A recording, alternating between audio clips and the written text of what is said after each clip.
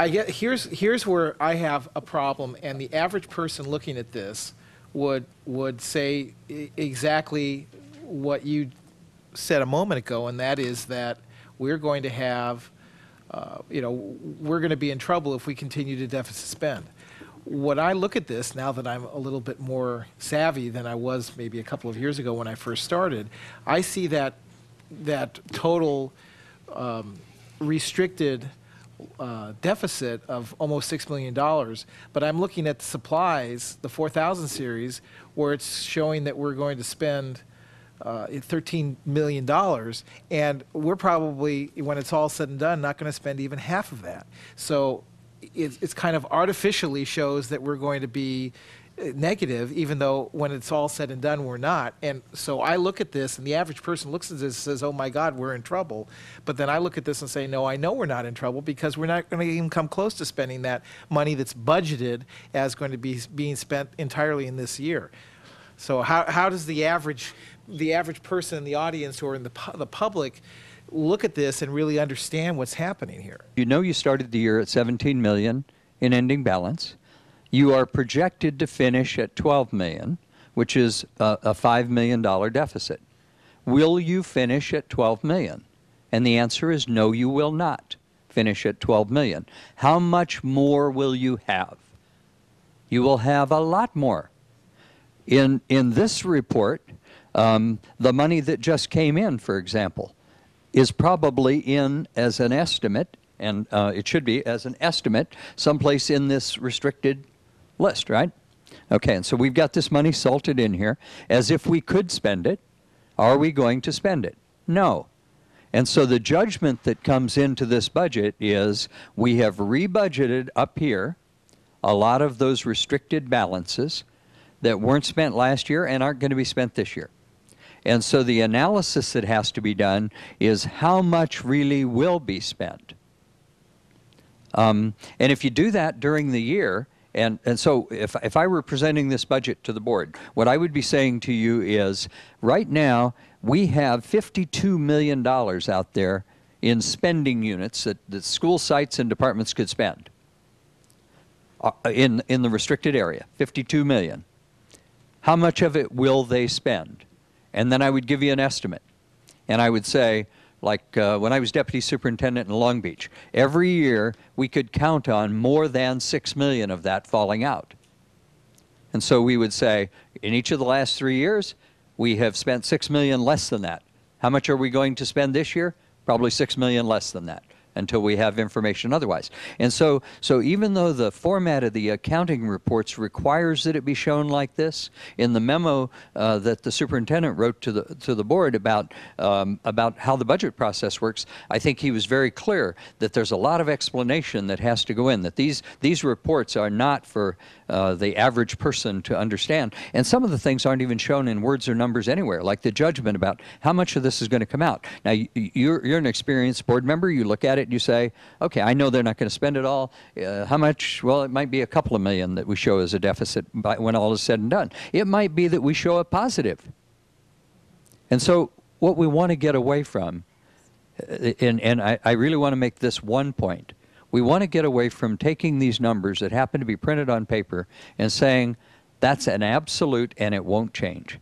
And so you look up here and you say, in April, end of April, we are told ending balance is going to be $12 million because that's the way the state requires us to show it.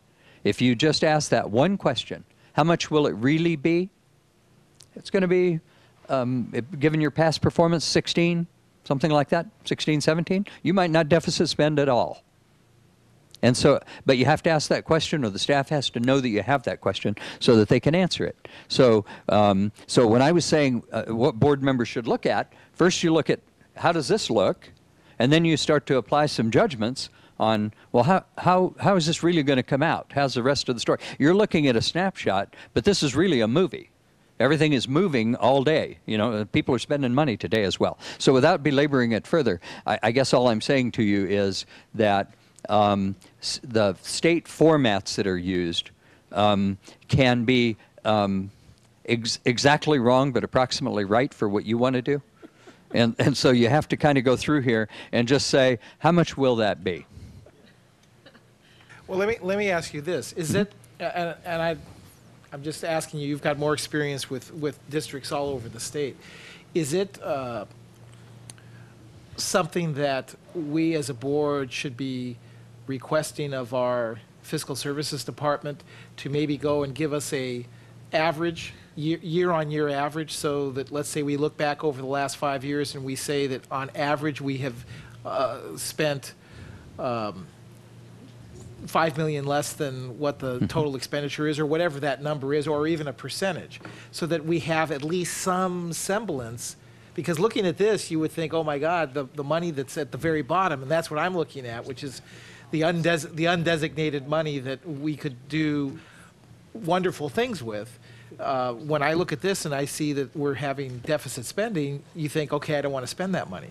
But if we're constantly overestimating the use of dollars, which is trackable in some manner, then when we start making conversations about this at the board level and into the community, we can say, well, we know that it says $52 million, but historically over the last 5 years, we've always spent $4.5 million less. So if we back that out, it looks like we're just breaking even, and that makes a very big difference when we're talking about this, and when we enter into collective bargaining, and our collective bargaining units come in and say, wait a minute, you've got all this money that you haven't spent, spend it on salaries. So how do we quantify that in a way that is honest, but also recognizes that this state prescribed format doesn't really give an accurate picture? What you're really asking is, after you have reported it like this, this is useful information for one purpose, accounting purposes and so on, but it's not really management information. For management information, to know what you can spend, you need something different than this.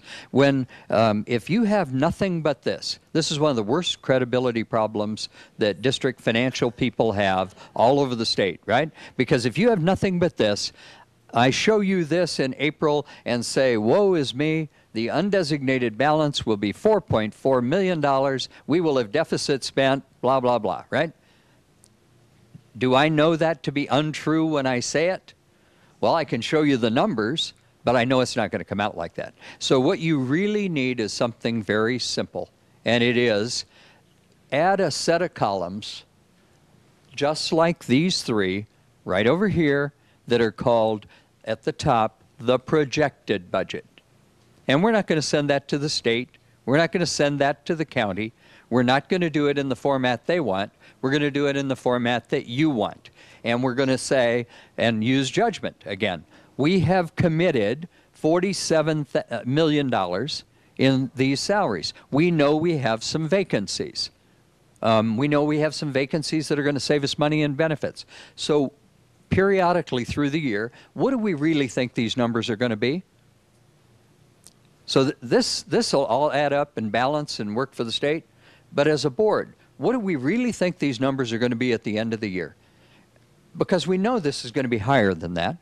And it's only when it comes as a surprise, and then the bargaining units, the program advocates, the board, the community, they say, all year long you deprived my child of a part of their education because you said it was going to be here, you deprived employees of salaries and so on, and now the number's bigger, you must have misled us.